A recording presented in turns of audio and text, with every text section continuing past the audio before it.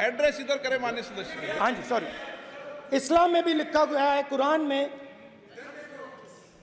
The prophet peace be upon him said, he God said, have no fear, I am with you hearing and seeing. मतलब इस्लाम में भी कहा गया है कि डरना नहीं है। और जब इस्लाम में दुआ मांगी जाती है तो दोनों हाथ से, दाएं हाथ से अभय मुद्रा दिखाई देता है। उसके बाद गुरु नानक जी की ओर चलते हैं।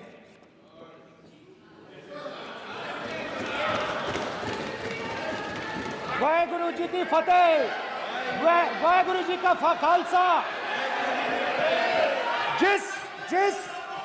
जिस धर्म पर आप हर रोज आक्रमण करते हो, गुरु नानक जी जो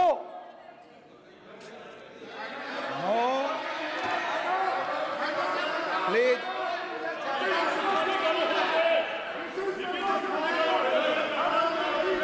no, please please please please please माननीय सदस्य, प्लीज। गुरु नानक जी के माननीय चित्र में भी सदस्य, हम इनको इस तरीके से पूछते हैं, आप इस तरीके से टेबल पे मत रखो। सर कहाँ रखूं सर? तरीका ठीक सर कहाँ रखूं? यहाँ रख दूं सर? आप यहाँ मत यहाँ रख रखो। देता हूं सर।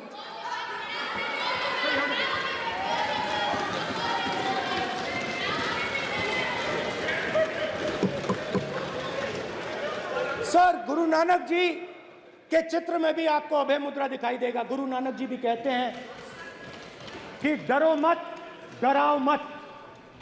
और पंजाब से गुरु नानक जी मेक्का तक गए, थाईलैंड तक गए, अफगानिस्तान गए, श्रीलंका गए, किसी से हिंसा नहीं की, अहिंसा की बात की, सत्य की बात की, और किसी को उन्होंने अपनी जिंदगी में नहीं डराया। उसके बाद जीसस क्राइस्ट की इमेज देखिए, उसमें भी आपको अभय मुद्रा दिखाई देगा। जीसस क्राइस्ट की इमेज में भी अभय मुद्रा, डरो मत, डराओ मत। और जीसस क्राइस्ट ने कहा कि अगर आपको कोई थप्पड़ मारता है तो दूसरा गाल दिखा दो। उसके बाद बुद्ध भगवान, अभय मुद्रा।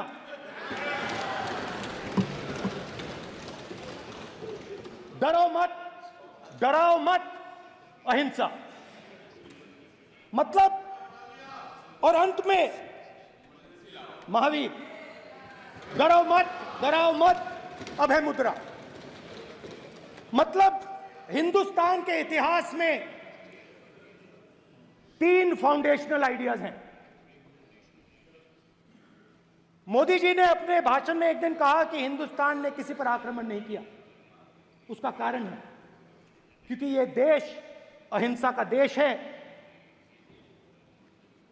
यह देश डर का देश नहीं है।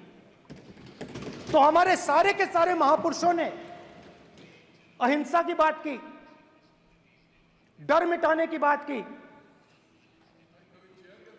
डरो मत, डराओ मत, डरो मत, डराओ मत। और दूसरी तरफ शिव जी कहते हैं डरो मत, डराओ मत, अभय मुद्रा दिखाते हैं, अहिंसा की बात करते हैं, त्रिशूल को जमीन में गाड़ देते हैं। और जो लोग अपने आप को हिंदू कहते हैं वो 24 घंटा हिंसा, हिंसा, हिंसा, नफरत, नफरत, नफरत, असत्य, सत्य, असत्य।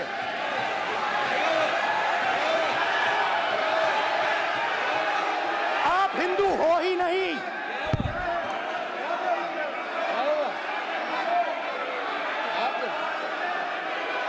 Just get me that picture of Shiva. inside speaker's office. Hindu धर्म में साफ लिखा है, सत्य के साथ खड़ा होना चाहिए, सत्य से पीछे नहीं हटना चाहिए, सत्य से नहीं डरना चाहिए। अहिंसा हमारा प्रतीक है। अभय मुद्रा। ऐसे कीजिए, अभय मुद्रा।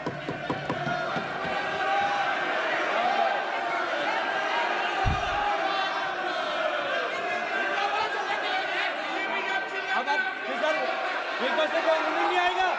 प्राइम मिनिस्टर भी नोट किए गए। प्राइम मिनिस्टर पे स्पीकर की तरफ से कोई नहीं आएगा। This will happen. Speaker we are doing this, it will repeat again. भाई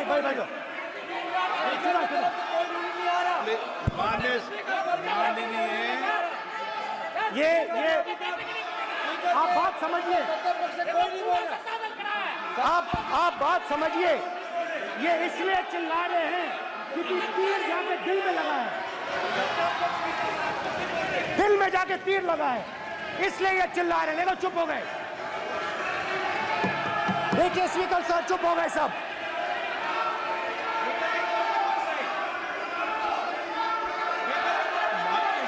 एक मिनट।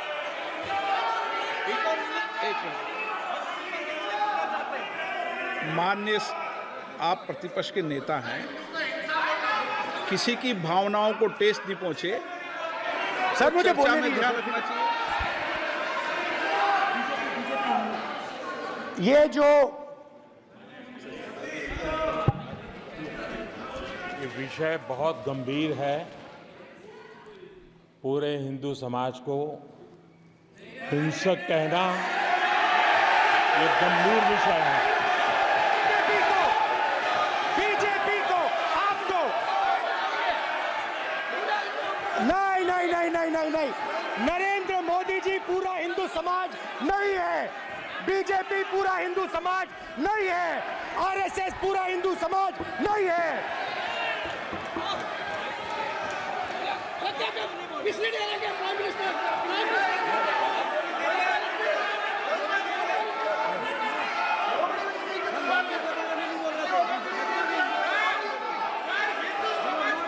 भूपेंद्र यादव जी, ये ठेका नहीं है बीजेपी का।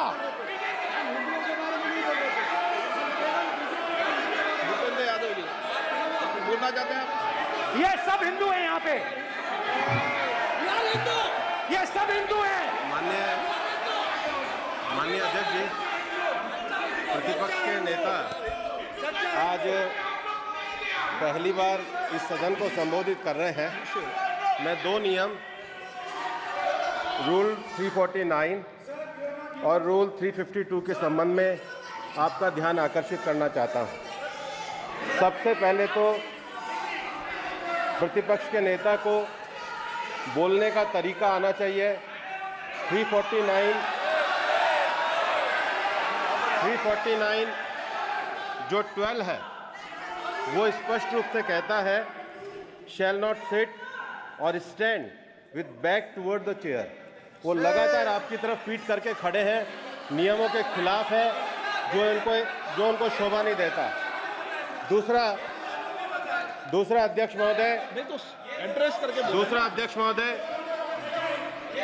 महोदय आर्टिकल रूल 352 रूल 2 ये कहता है make personal reference by way of making an allegation imputing a motive to और ए क्वेश्चनिंग द बोना फाइडी।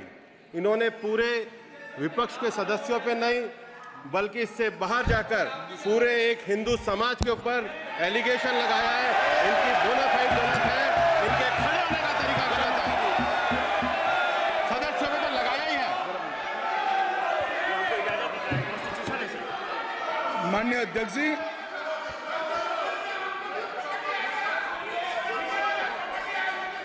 गृह मंत्री जी, नो आप डिबेट में। गृह मंत्री जी,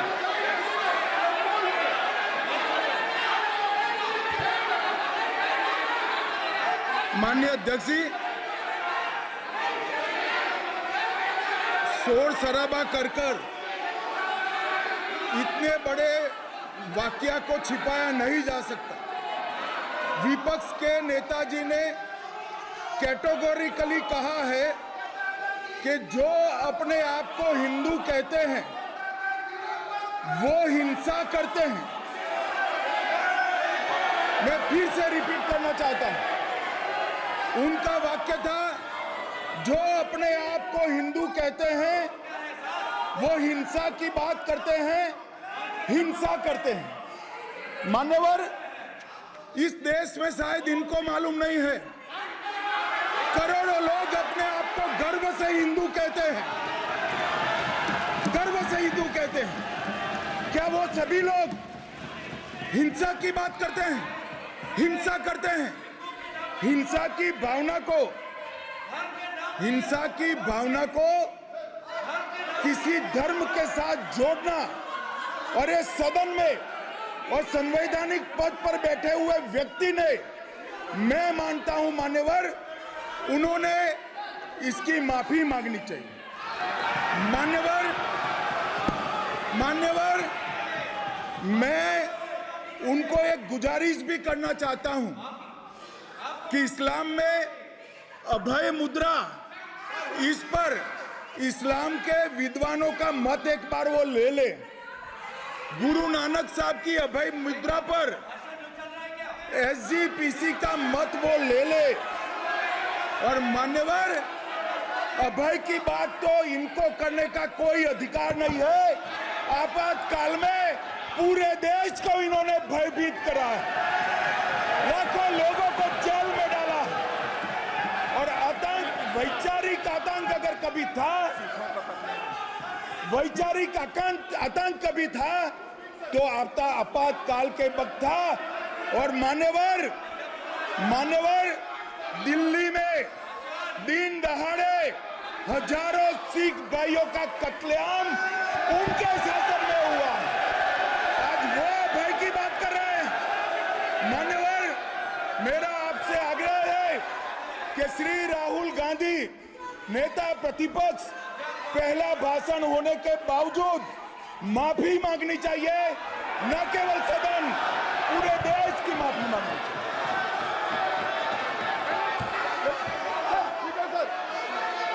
सर,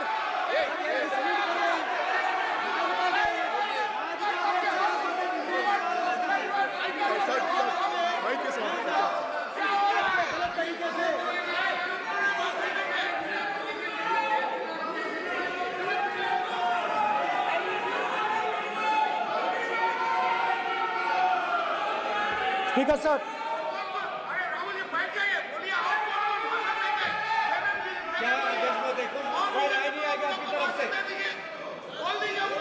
तो कल प्रधानमंत्री मोदी जी के समय पे सर आप ऐसे रहिए sir.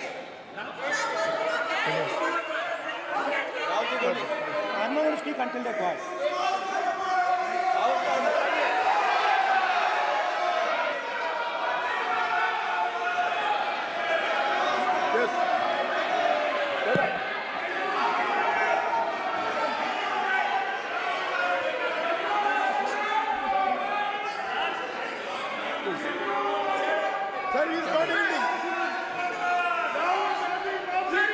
Sir,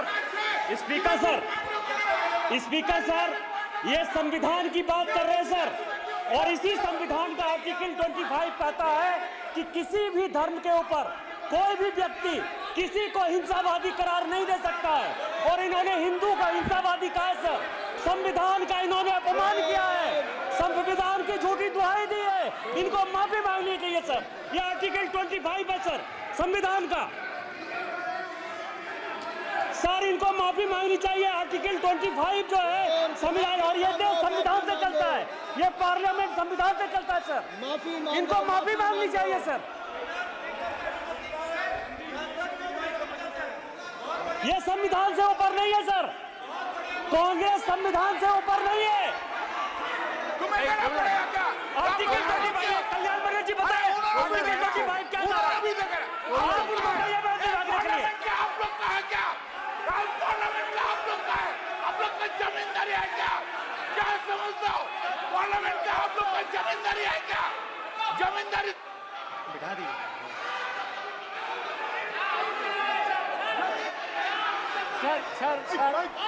sir, speaker sir, माने प्लीज एक मिनट देता हूं मैं आपको। हिंदू धर्म कहता है, एक मिनट प्लीज, माने सदस्य प्लीज, मान्य प्लीज एक मिनट प्लीज। माननीय सदस्यगण, ये सदन की एक मिनट मैं दूंगा, अलाउ करूंगा आपको। माननीय सदस्यगण, इस सदन की एक गरिमा रही है और हमें संवाद चर्चा करते समय इस सदन की गरिमा को रखना चाहिए और ऐसी कोई भी आपत्तिजनक बात जो पूरे समाज के पर विषय हो, कम से कम प्रतिपक्ष के नेता को बोलते समय ध्यान रखना चाहिए। मैं इसको सीरियस तरीके से देखूंगा।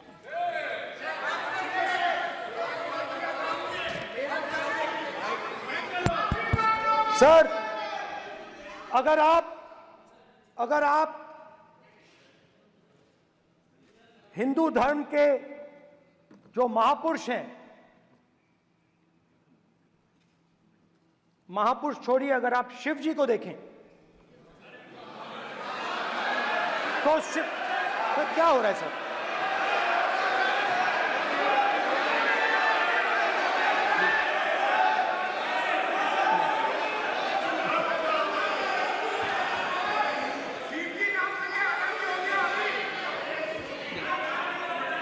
अगर आप शिव जी को देखें तो उनकी इमेज से आपको पता लगता है कि हिंदू डर नहीं फैला सकता, हिंदू हिंसा नहीं फैला सकता, हिंदू नफरत नहीं फैला सकता। और बीजेपी 24 घंटा नफरत, हिंसा, नफरत, हिंसा, नफरत, हिंसा। स्पीकर सर, कहां तक इन्होंने डर फैला दिया है?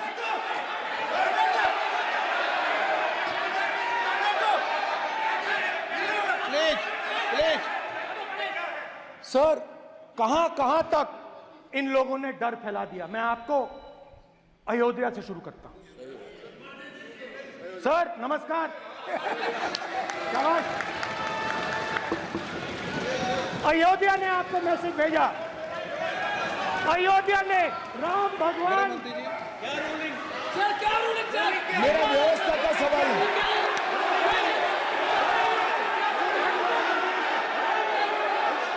इस सदन के नियमों की पुस्तिका, इससे कुछ सदस्यों को क्या मुक्ति दे दी गई है? आपके गाइडेंस के बाद भी बार बार तस्वीर बताना, पूरे बीजेपी को हिंसा कर रही है ऐसे कहना, खड़े होकर एक दूसरे के बीच में हस्तधून करना, सारे नियम इनको लागू नहीं होते हैं। नियम मालूम नहीं है तो ट्यूशन रख ले साहब। सदन इस तरह से नहीं चल सकता है। ये सदन, मेरा आपसे आग्रह है कि ये सदन ऑर्डर में रहना चाहिए, नियमों के अनुसार रहना चाहिए। ये हम सभी सदस्यों का आपसे विनंती है। स्पीकर सर, एक मिनट प्लीज। माननीय सदस्यगण, आप ही किताब राम बताएं। भगवान की जन्मभूमि ने, अपेक्षा करता हूं कि अपन इसके नियम प्रक्रिया चले। नो, सब चले। नो, आपने बताया था नियम। नो,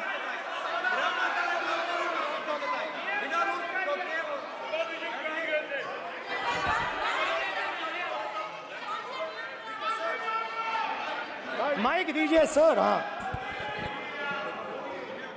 सर, मेरा सवाल है सर, इस माइक का कंट्रोलर किसके हाथ में? प्लीज बैठिए सर ये ऑफ होता है, प्लीज बीच में माने हो बैठिए जाता है। प्लीज। ये बार कई बार विषय उठ गई और बहुत गंभीर, और माननीय सदस्य, आप प्रतिपक्ष के नेता हैं, आप सदन के बाहर भी ये बात कहते हैं कि माइक बंद कर देते हैं। मैंने कई बार आग्रहपूर्वक किया कि आसन पर इस तरीके का आरोप नहीं लगाएं। नो, प्लीज बात सुनिए। आसन पर सभी दल के, प्लीज, आसन पर सभी दल के लोग बैठते हैं और सभी दल के लोग सभापति तालिका पे हैं और सब जानते हैं कि एक व्यवस्था होती है, जिस भी माननीय सदस्यों को आग्रह किया जाता है बोलने का वो बोला जाता है, और जिसको आग्रह नहीं किया जाता उसका माइक चालू नहीं होता।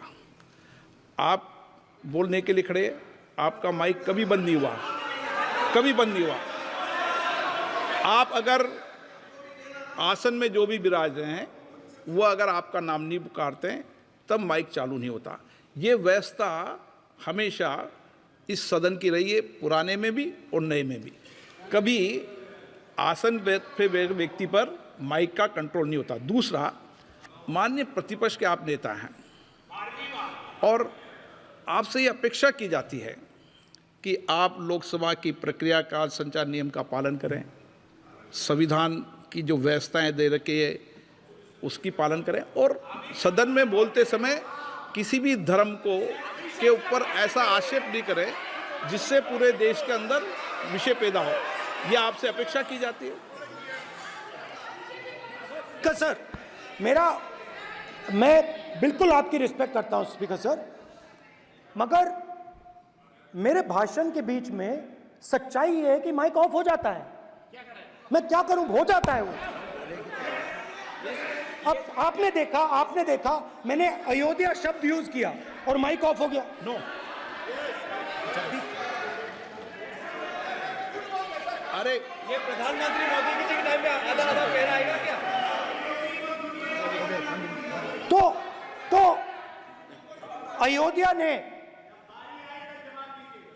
राम भगवान की जन्मभूमि, प्लीज ब्रदर, राम भगवान की जन्मभूमि ने बीजेपी को मैसेज दिया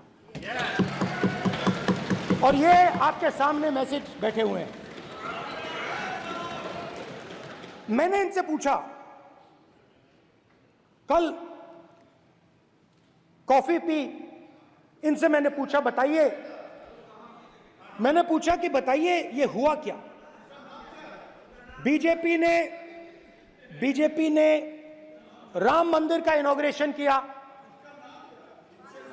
बोलने दीजिए, राम मंदिर का इनॉग्रेशन किया। अरे भाई आप हार गए, उसको सहन करिए।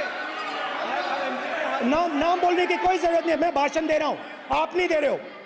मुझे बोलना है जो बोलना है, मुझे नाम लेने की कोई जरूरत नहीं। मुझे जो बोलना है मैं बोलूंगा। तो अयोध्या ने मैसेज दिया और मैंने इनसे पूछा कि हुआ क्या, और इनका जवाब आया। मैंने उनसे पूछा कि आपको कब पता लगा कि आप अयोध्या में जीत रहे हो, और आपने कहा पहले दिन से मुझे पता था। सही बात। और मैंने कहा ये क्या हुआ, उन्होंने कहा राहुल जी अयोध्या में एयरपोर्ट बना, अयोध्या की जनता से जमीन छीनी गई और आज तक उन्हें मुआवजा नहीं मिला है। उन्होंने कहा, सही बात, उन्होंने कहा कि अयोध्या में जो भी छोटे छोटे दुकानदार थे, जो भी छोटी छोटी बिल्डिंग्स थी, उन सारों को तोड़कर गिरा दिया गया और उन लोगों को सड़क पर कर दिया गया। इन्होंने यह भी कहा कि अयोध्या के इनॉग्रेशन में अयोध्या की जनता को बहुत दुख हुआ, क्योंकि इनॉग्रेशन में अदानी जी थे, अंबानी जी थे, मगर अयोध्या का कोई नहीं था। और ये कारण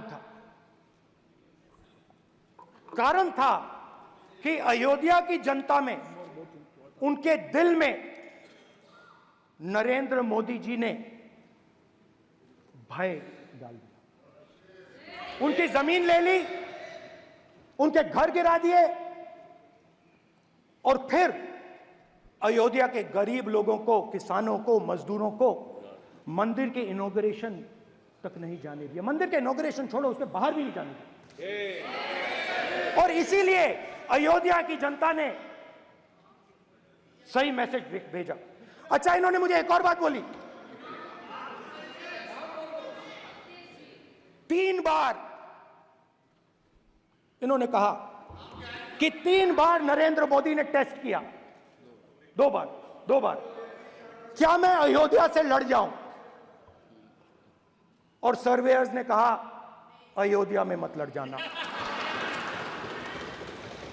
अयोध्या में मत लड़ जाना, अयोध्या की जनता हरा देगी। और इसीलिए प्रधानमंत्री वाराणसी गए और वहां बच के निकले।